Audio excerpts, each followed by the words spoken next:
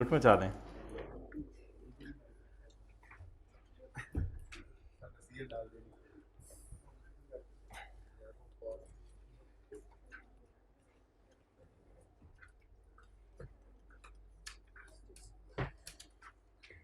अब्दुल्ला को बुलाना भाई।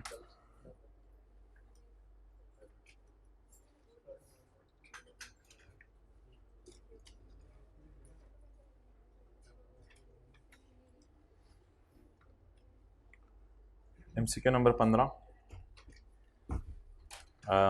विच ऑफ द फॉलोइंग स्टेटमेंट, शुक्रिया हाइब्रिड में जो हजरात तशरीफ लाए हैं, बैठे रहें आप थोड़ी देर। Which of the following statement regarding taxation of lease agreement, Habibullah को कॉल कर दो, उसे को कोशिश करे जल्दी हो जाए, नहीं तो खैर है कोई मसला नहीं।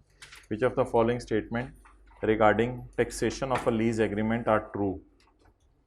लीज में क्या करते हैं, किसी को याद हो, इंटरेस्ट और डेप्रिसिएशन उल्टाकर रेंटल माइनस कर देते हैं, और right of use, lease liability और इंटरेस्ट पेएबल की टैक्स बेस ज़ीरो लेते हैं और इनकी कैरिंग अमाउंट आती हैं। ये तीनों बातें आपको याद होंगी। डेप्रिसिएशन इंटरेस्ट उल्टाकर बिल्कुल उल्टाने, रेंटल माइनस करने हैं, राइट ऑफ यूज़ की टैक्स बेस ज़ीरो होगी जिसकी वजह से टीटीडी आएगा, और लीज लाइबिलिटी की टैक्स बेस ज़ीरो होगी जिसकी वजह से डीटीडी आएगा।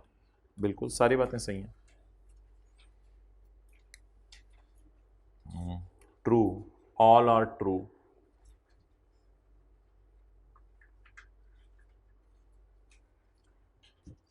ये वो जो कल वाली डिस्कशन चल रही थी, ये वही वाली है। Deferred tax asset and deferred tax liability, DTL और DTA arise from TTD and DTD. बिल्कुल,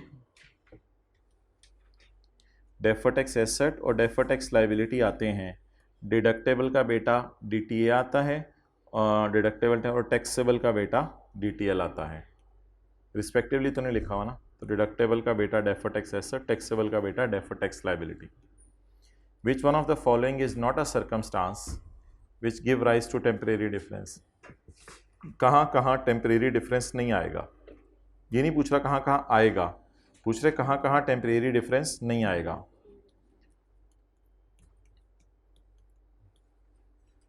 पॉइंट नंबर ए, पीपीई में अगर टैक्स वाले ज़्यादा डेप्रिसिएशन चार्ज कर देंगे तो फिर अकाउंटिंग वाले कम डेप्रिसिएशन चार्ज करेंगे। डेप्रिसिएशन एक्सेलरेट कर देंगे टैक्स वाले एक्सेलरेट करके ज़्यादा डेप्रिसिएशन चार्ज कर देंगे।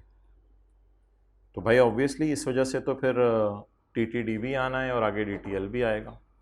तो ये तो ऐसी वजह नहीं, इसको तो टिक ना करें। Which one of the following is not a circumstance which give rise to temporary difference. कौन सी ऐसी चीज़ है जो टेम्परेरी डिफरेंस ना दे? ये तो देगी, ये तो देगी। वो पूछ रहे कब ना दे, ये तो देगी, टेम्परेरी डिफरेंस देगी।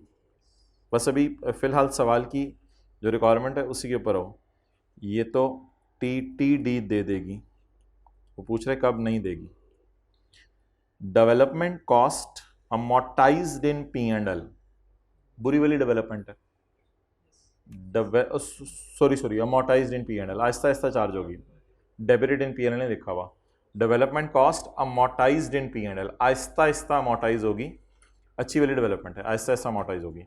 लेकिन टैक्स वाले कहते हैं इसको पूरा माइनस कर लो जब आपने की। इसका मतलब है अगर मैं डेवलपमेंट करूं 20 रुपए की, अगर मैं डेवलपमेंट करूं 20 रुपए की, तो it is amortised in P and L. P and L में शायद अमोर्टाइज हो जाए और इतनी जाए, but was deductible in full in tax. Tax वाले फॉरन नहीं क्या, हाँ कैश अकाउंटिंग भी कह सकते हैं, बस टैक्स वाले कहते हैं फॉरन डेवलपमेंट को खर्चे में डाल लो। अब obviously there will be a TTD, taxable difference आएगा। फ्यूचर में टैक्सेबल टेम्परेरी डिफरेंस आएगा। जब अकाउंटिंग डेप्रिसिएशन रिवर्स होगी उसकी वजह से टैक्सेबल टेम्परेरी डिफरेंस आएगा। तो वो पूछ रहे कब कब नहीं आएगा, इधर तो आएगा। आरजी सा फर्क है ना यार, आरजी सा फर्क है, टेम्परेरी सा डिफरेंस है। क्या इन्होंने अभी डाल लिया, हम आहिस्ता आहिस्ता खर्चे में डाल लेंगे, तो इट इज आरजी सा फर्क। और वो पूछ रहे कब फर्क आरजी सा ना आए। एक्रूड एक्सपेंसेस, एक्रूड एक्सपेंसेस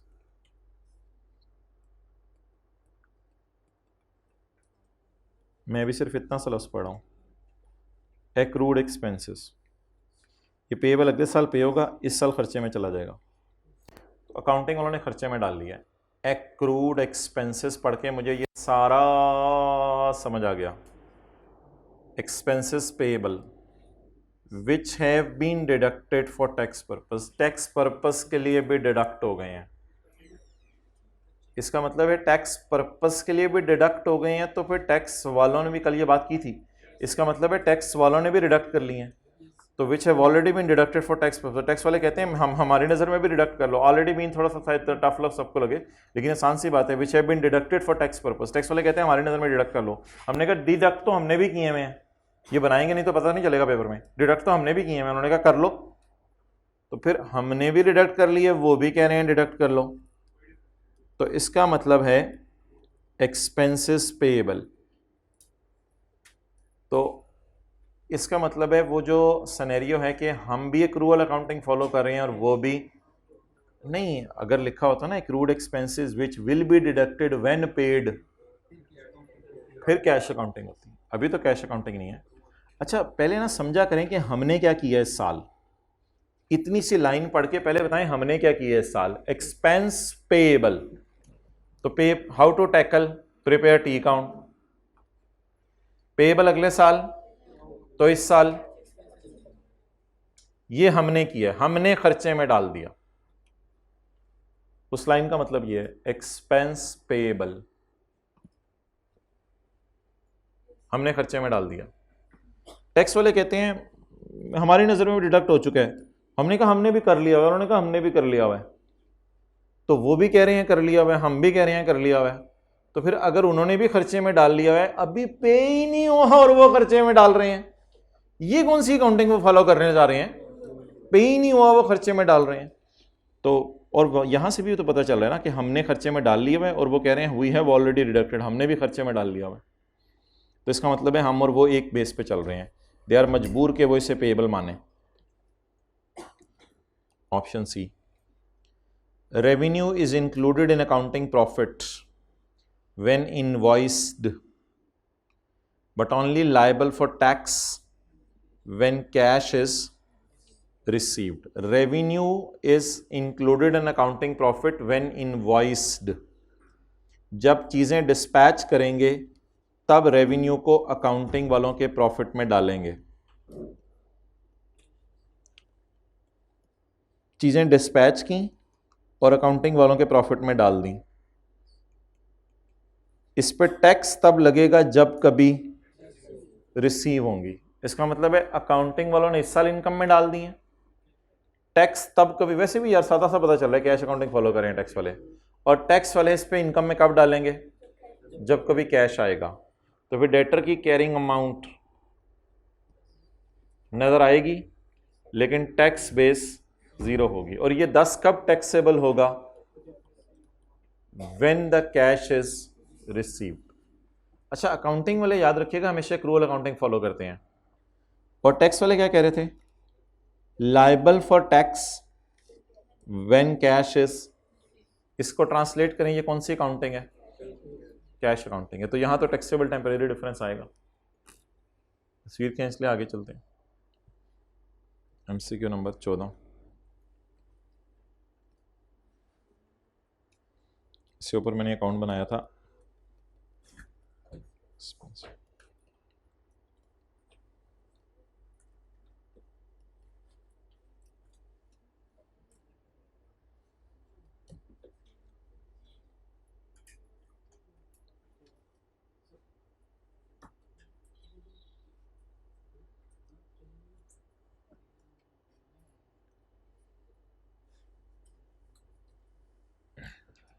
चलिए, ये आप रात सारे पूरे हो गए हैं। असल में ना ये 2-3 एडजस्टमेंट्स हैं प्रायर ईयर वाली, ये ज़रा समझनी है। ऊपर से आए, 2-3 एडजस्टमेंट्स हैं प्रायर ईयर वाली, ये समझनी है।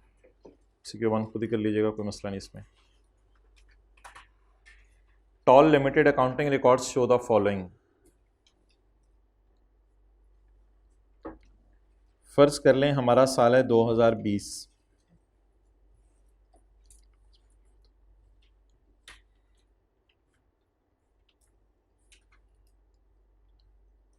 ये जो इनकम टैक्स पेएबल खाली होता है ना, ये इनकम टैक्स पेएबल गवर्नमेंट को होता है, ये CTE वाला होता है।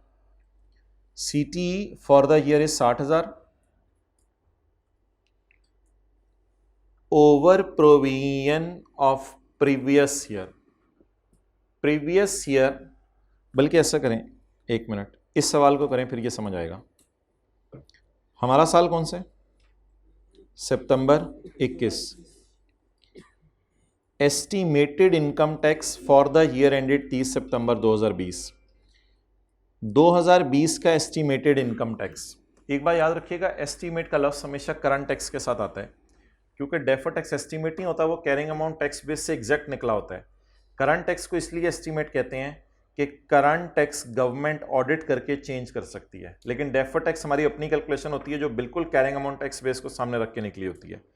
तो एस्टिमेटेड इनकम टैक्स फॉर 2020, ये है CTE 2020 का 75,000। Income tax paid for 2020 is unluckily 80। अब बताएं पिछले साल मैंने खर्चा कितना रिकॉर्ड किया? 75, लेकिन पे कितना किया? इसका मतलब है मेरी कैलकुलेशन में एरर निकली होगी।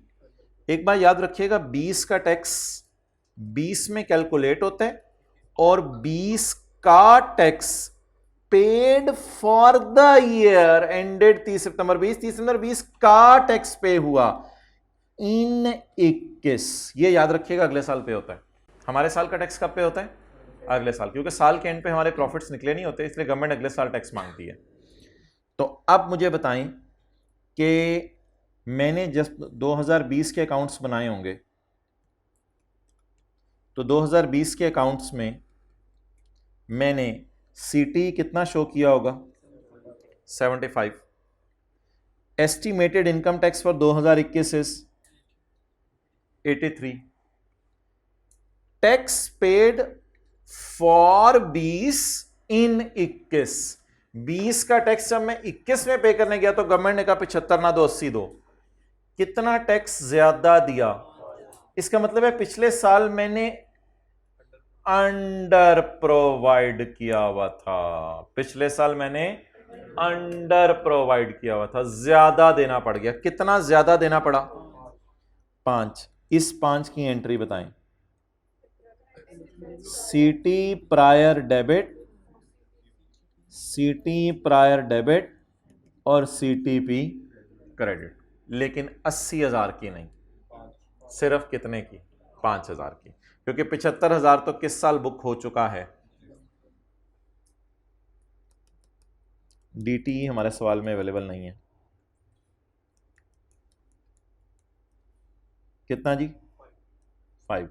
अच्छा, इस कॉन्सेप्ट पर IAS सेट में कहते हैं चेंज इन एस्टीमेट, क्योंकि हमने इसे रिट्रोस्पेक्टिवली जाके डील नहीं किया, उसी साल में सही कर दिया है, because it is a change in estimate. तो पिछले साल की फाइनेंशियल स्टेटमेंट में कितना गया था? 75। पे कितना किया इस साल? 80। तो बताएं कितना कम रिकॉर्ड किया था? 5। इसे कहते हैं under provision of 20 is now rectified. Under provision of 20 is now rectified. What is this? 88 ji.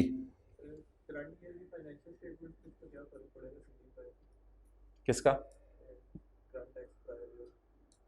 Current year के फाइनेंशियल स्टेटमेंट्स में PBT में से जो माइनस हो रही होंगी फिगर्स, वो ये होगी 88। करंट ईयर के P&L में ये जाएगा। लाइबिलिटीज तो बैलेंस शीट में जाएंगे ना। करंट ईयर में असल में लाइबिलिटी तो ये वाली वैसे ही पे होगी, तो लाइबिलिटीज की बात नहीं करें, वो फाइनल अकाउंट में करेंगे। मैं सिर्फ एक्सपेंस की बात कर रहा हूँ। पिछले साल का खर्चा पिछले साल कितना पता था? 75। अगले साल पे कितना किया? कितना ज्यादा पे करना पड़ा? तो क्या करें, खर्चा बुक कर लें। कितना? 5। चलिए इसको एक और मैं मिसाल देता हूं आपको। इन 2022 आई पेड 84। इन 2022 अगले साल मैंने इसकी बजाय 84 दिया। आप बताएं क्या करूंगा? 1 इधर डालूंगा। किस नाम से? अगले साल, सीटी प्रायर के नाम से। ऐसा ही है, क्योंकि इस साल का खर्चा कितना बने 83, इसकी पेमेंट कब होगी अगले साल, तो जरूरी 83 पे करूं या 84 भी पे करना पड़ सकता है, 84 भी पे करना पड़ सकता है, तो 1 रुपए का और खर्चा होगा। डन। बहरहाल ये इसका सोल्यूशन था। अच्छा, तो change it a little bit.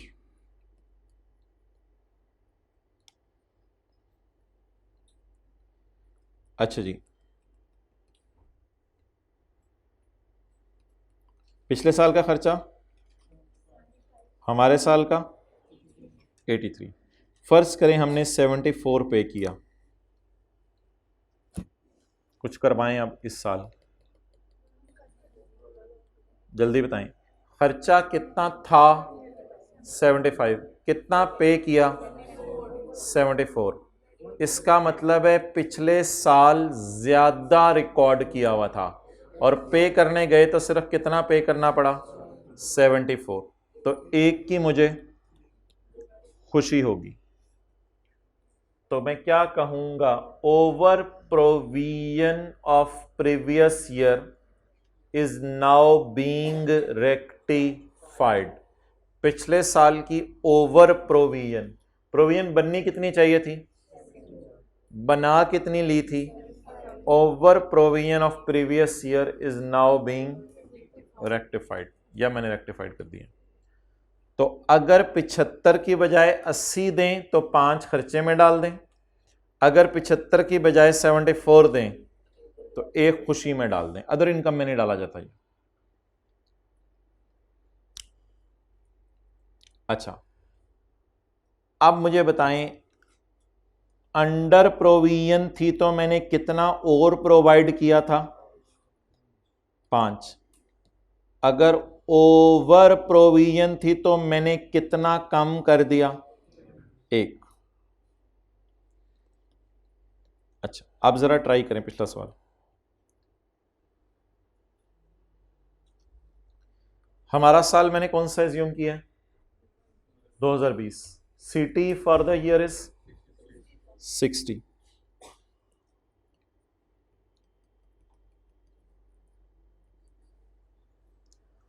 Over provision of previous year, दो फिगर्स नहीं दी, दो फिगर्स नहीं दी, over provision of previous year में ज्यादा रिकॉर्ड किया हुआ था, उर्दू में लिखें प्रीवियस ईयर में ज्यादा रिकॉर्ड किया हुआ था।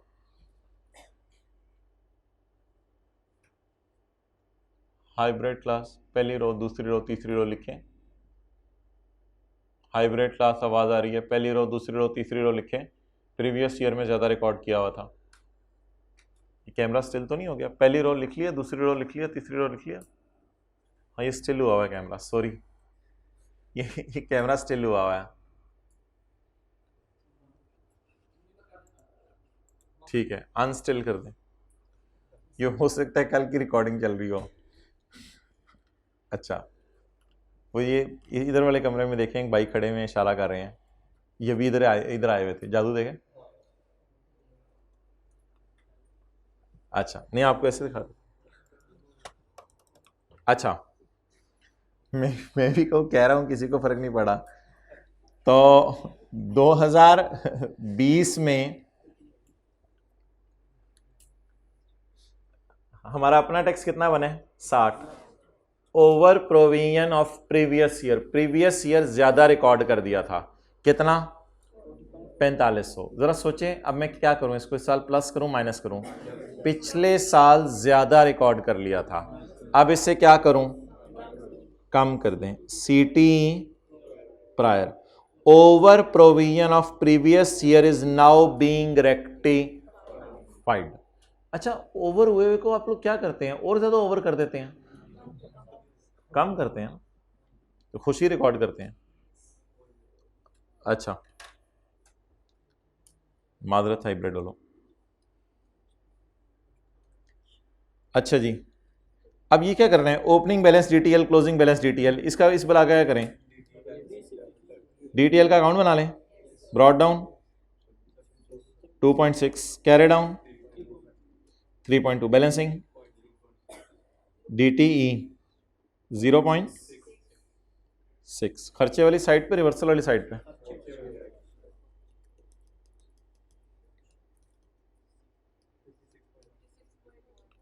56.1 ਇਹਦਾ ਖਰਚਾ।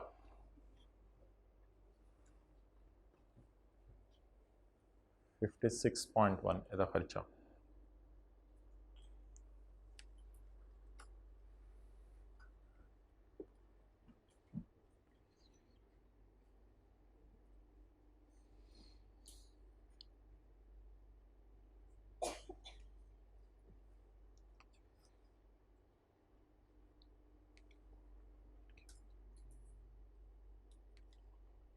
मेरे ख्याल से शायद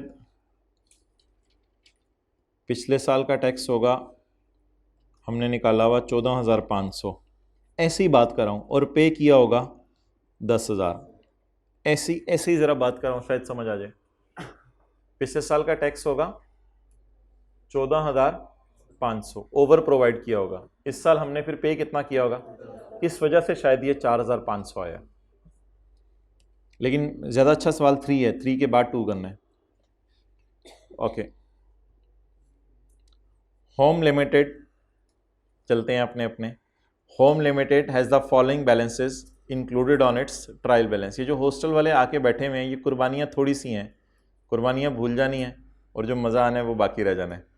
तो इसलिए कुर्बानी बर्दाश्त कर लो, कोई मसला नहीं, बड़ी ईद पे जाना आप घर। Home limited has the following balances included on its trial balance at 30 June 2014।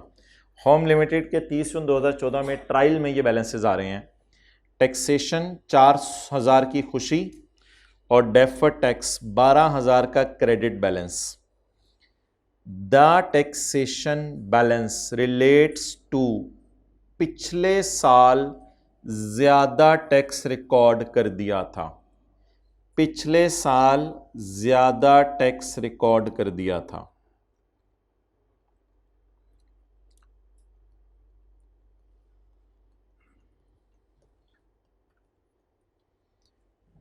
मुझे ये बताएं, पिछले साल ज़्यादा टैक्स रिकॉर्ड कर दिया था, तो इस साल के ट्रायल में ये खुशी के तौर पे क्यों नज़र आ रहा है? पिछले साल ज़्यादा टैक्स रिकॉर्ड कर दिया था, तो इस साल के ट्रायल में ये खुशी के तौर पे क्यों नज़र आ रहा है? जल्दी बताएं, पिछले साल ज़्यादा रिकॉर्ड कर दिया था ना, तो इस साल के ट्रायल में हमें कैसे नज़र आना चाहिए? जल्दी बताएं।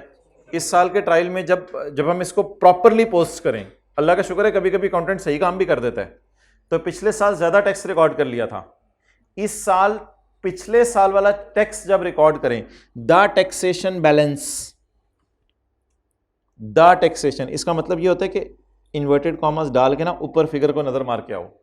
द टैक्सेशन इज, आप पिछले साल ज्यादा रिकॉर्ड किया हुआ था, तो शुक्र है अकाउंटेंट ने ट्रायल में लाके खुशी बुक कर दी। अब उसने तो खुशी बुक कर दी, लेकिन मैंने ट्रायल से P&L में भी तो लेके जाना है, तो ट्रायल से क्या एक्सट्रैक्ट होता है?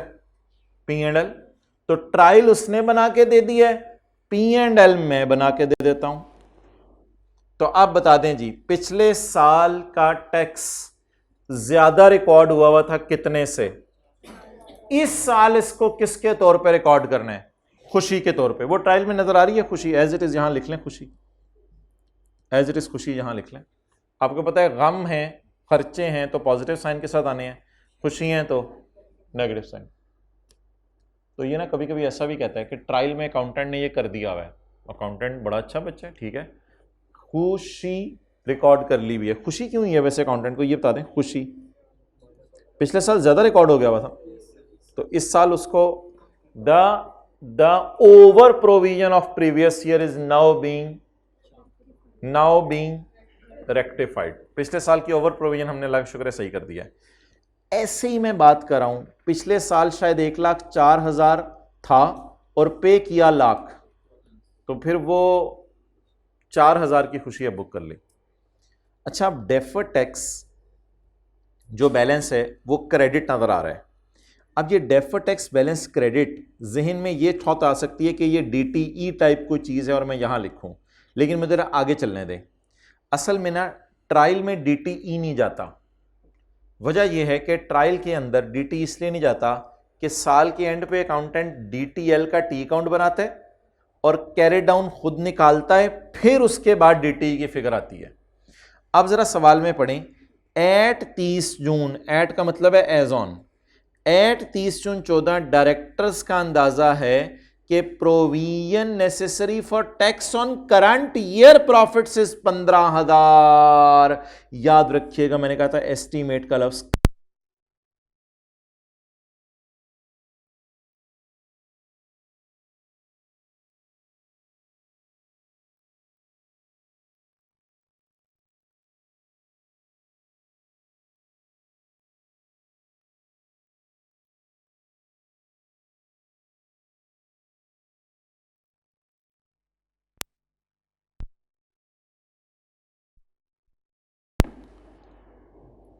चलो अच्छा जी, एट 30 जून 14। अच्छा हमने एक नई चीज क्या सीखी, एस्टीमेट का लफ्ज को किसके साथ यूज करते हैं, करंट टैक्स के साथ। डेफर्ड टैक्स के साथ एस्टीमेट का लफ्ज यूज, करंट टैक्स के साथ इसलिए वो एस्टीमेट का लफ्ज यूज करता है कि ये एस्टीमेट है, अगले साल गवर्नमेंट इस फिगर को बदल सकती है। At 30 June 14 director estimate the provision necessary for taxation on current year is 15,000। The carrying amount of non current assets exceeded the tax WDV by 30,000। The carrying amount of non-current assets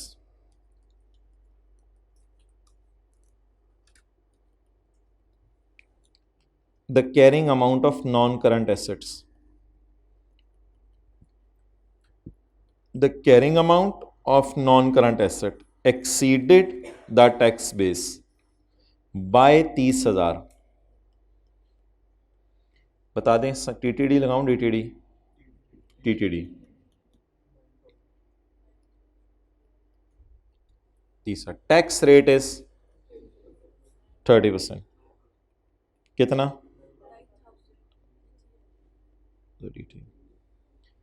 अच्छा एक अपना थोड़ा सा मजे की बात है कि एक DTL आपने ये निकाल लिया है जिसके साथ इसने डेट नहीं डाली हुई, एक DTL ऊपर पड़ा हुआ है।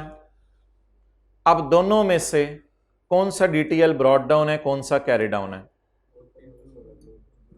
एक बार याद रखिएगा, ये दिखने में 30 जून है लेकिन ट्रायल में DTL का कैरी डाउन नहीं हो सकता। वजह यह है कि अगर अदर इंफॉर्मेशन हमें DTL निकालने को दे रही है तो ट्रायल में फिर ओपनिंग पड़ा होगा।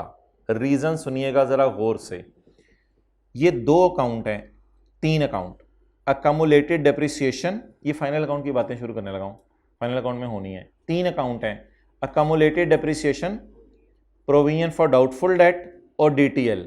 ये अकाउंट पूरा साल नहीं छेड़े जाते।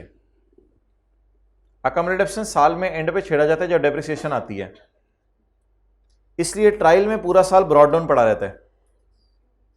प्रोविजन फॉर डाउटफुल डेट साल में छेड़ी जाती है एंड पे जिस वक्त कैरी डाउन आता है और फिर बैड डेट शिफ्ट किए जाते हैं।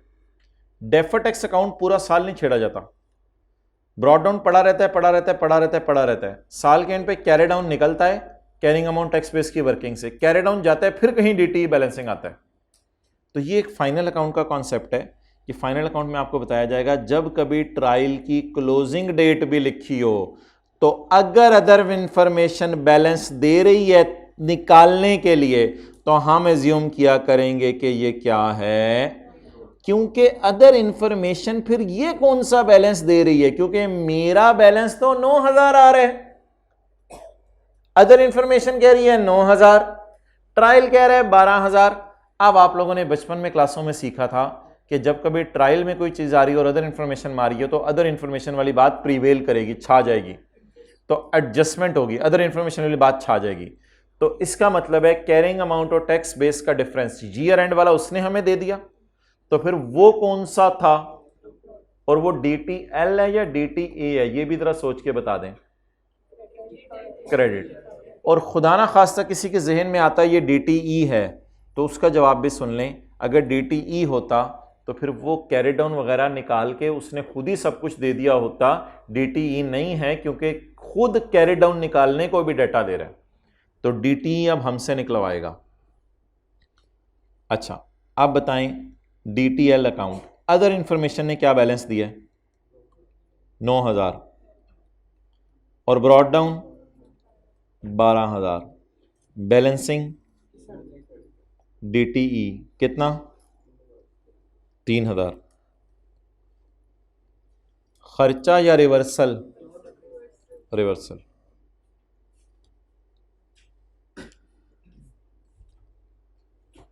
जवाब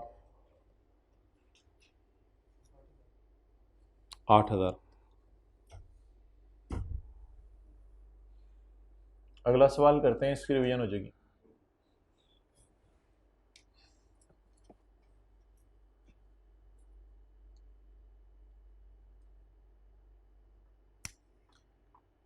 अच्छा जी, ट्रायल के अंदर मुझे बताएं, अगर अदर इन्फॉर्मेशन में भी DTL का बैलेंस आ रहा है, ट्रायल में भी आ रहा है, तो अदर इन्फॉर्मेशन वाला कौन सा लेंगे? Carry down. और ट्रायल वाला ओपनिंग। पहली बात ये होगी।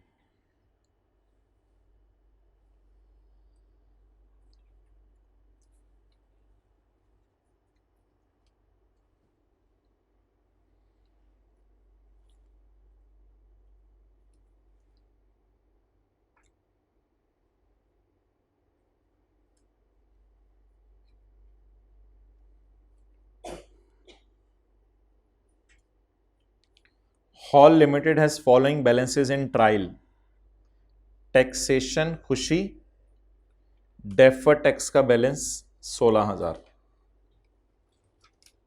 द टैक्सेशन बैलेंस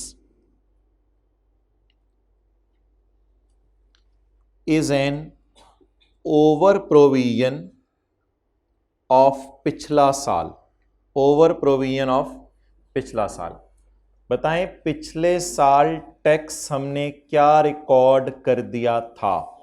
ज्यादा। इसलिए अकाउंटेंट ने इस साल ट्रायल में खुशी बुक कर ली ताकि पिछले साल की ओवर प्रोविजन क्या हो जाए? सही हो जाए।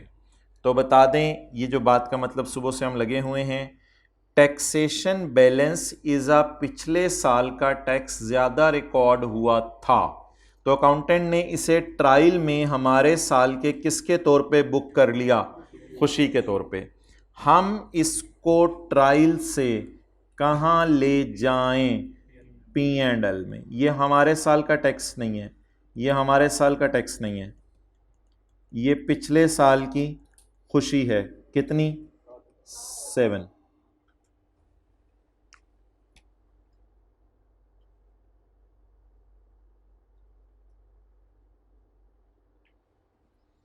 Eight 30 June 14 director estimate. Estimate का लफ्ज़ मैंने बताया किसके लिए यूज करेगा? करंट टैक्स के लिए। Estimate the provision necessary for tax on current year profits is 12। CT debit, CTP credit.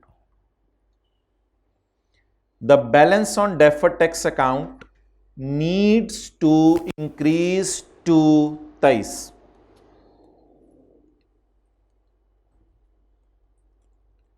Opening की नेचर, ओपनिंग की नेचर,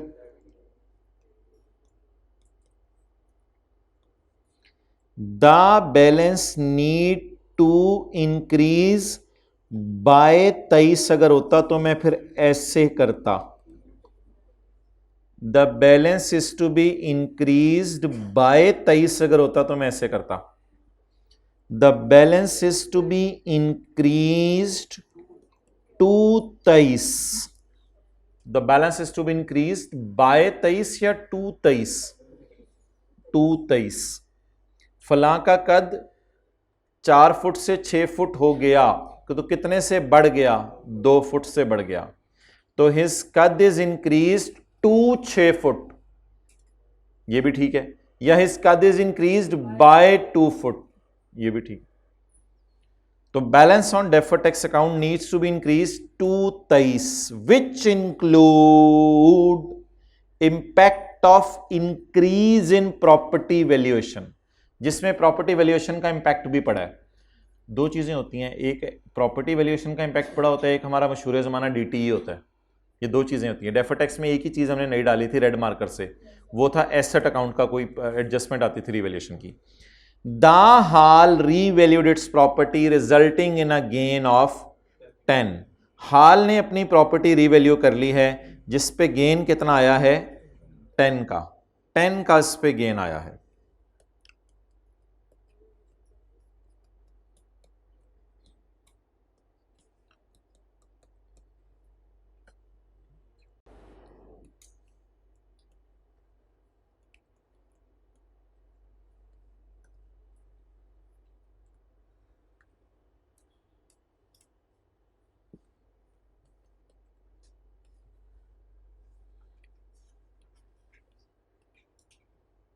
जी सरप्लस कितना आया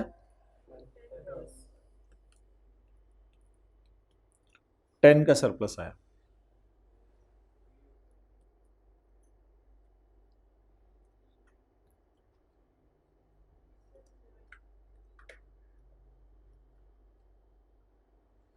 चलिए ये एंट्री बताएं आप 10 की।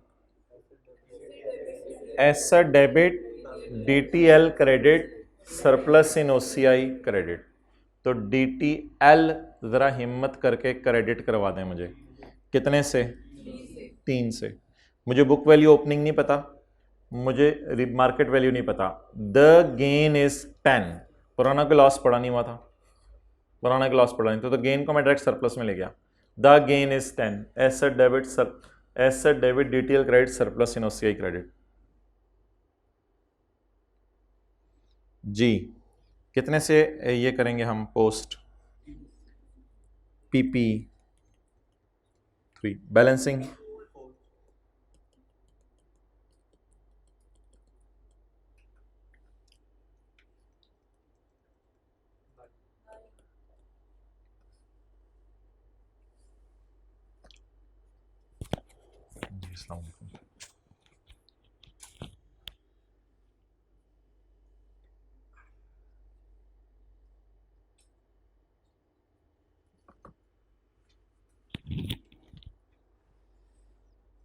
अच्छा अब मैं सिर्फ एक एडजस्टमेंट पढ़ रहा हूँ और फिर हम क्लोज करें। Point number 7 MC। A company trial balance show a debit balance gum of 2.1 brought forward on current tax का ब्रॉट फॉरवर्ड। इसमें मैं बात करता हूँ ये क्या है। And a credit balance of 5.4 million on deferred tax. The tax charge for the year is 16.2। कोई बंदा मुझे बताए कि for the year tax charge अंदाजे वाला 16.2 दे रहा है और फिर कह रहे हैं ट्रायल बैलेंस में एक गम पड़ा हुआ है 2.1 मिलियन का brought forward on current tax. इन दोनों में क्या डिफरेंस है, ये कौन सा है? अब मैं क्या करूं, कौन सा किधर लेके जाऊं, क्या करूं मैं? CTE, DTE और CTE प्रायर। इतना तो CTE प्रायर की जान हमने क्लास में नहीं ली थी, जिसने इतने MCQs में ले लिया। Tax charge for the current year is estimated at 6.2। Current year के टैक्स के साथ एस्टिमेटेड क्यों बोला जाता है? क्योंकि बाद गवर्नमेंट चेंज कर सकती है। 16.2 कंपनी के ट्रायल बैलेंस में क्रेडिट पड़ा है, डेबिट पड़ा है। इसी लाइन को डेबिट लिख के उसने अंग्रेजी में लिख दिया और यह भी नहीं बताया अंडर प्रोविजन है या ओवर प्रोविजन है। कंपनी के ट्रायल बैलेंस में 2.1 का टैक्स की मद में गम पड़ा हुआ है, करंट टैक्स लिखा हुआ है, करंट ईयर का टैक्स नहीं लिखा हुआ। तो ये कौन सा टैक्स होगा? ये कौन सा टैक्स होगा? पिछले साल का टैक्स होगा। तो बताएं पिछले साल का टैक्स अगर अकाउंटेंट ने गम के तौर पे रिकॉर्ड किया है तो इसका मतलब है पिछले साल शायद टैक्स रिकॉर्ड किया हो 6 और इस साल पे किया हो 8.1। मिसाल दे रहा हूं, पिछले साल टैक्स रिकॉर्ड किया हो 6 और इस साल पे किया हो 8.1, जिस वजह से और गम आ गया। The trial balance shows a gum of 2.1। Trial balance में गम नजर आ रहा है तो P&L में भी गम के तौर पे पोस्ट कर दें। शायद ये पिछले साल की अंडर प्रोविजन करेक्ट हो गई है। लिखें पिछले साल की अंडर गम है। गम क्यों नजर आया होगा? गम क्यों नजर आया होगा? पिछले साल रिकॉर्ड नहीं हुआ होगा कम,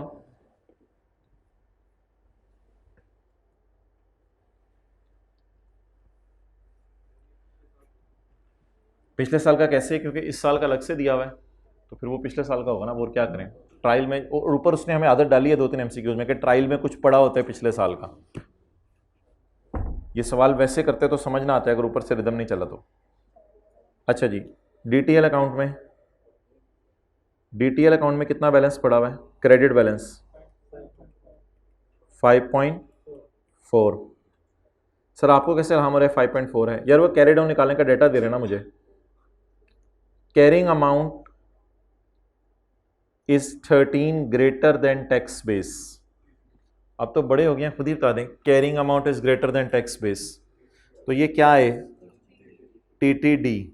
तो इसके बेटे का नाम, आज मैं ज़िंदगी में पहली दफ़ा डायरेक्ट ही यहाँ पे लिख रहा हूँ क्योंकि मुझे पता है टीटीडी पे रेट लगा के डीटीएल निकलता है, तो मैं carrying amount, tax base, difference, tax, उन चक्रों में नहीं जा रहा।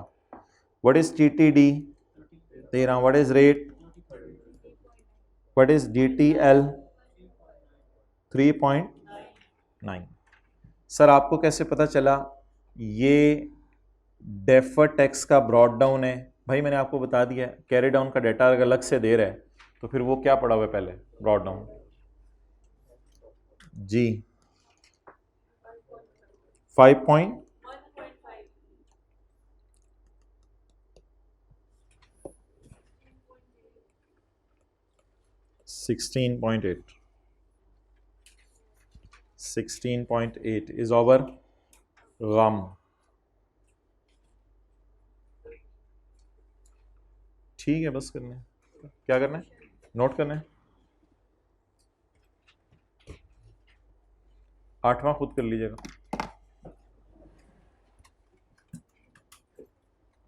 शुक्रिया भैया, आप हज़रात का इतना करते हैं अपने वालिदैन के लिए, कमाल है। वैसे हीरा हीरा निकले हैं आप तो अपने वालिदैन के लिए। हाँ जी।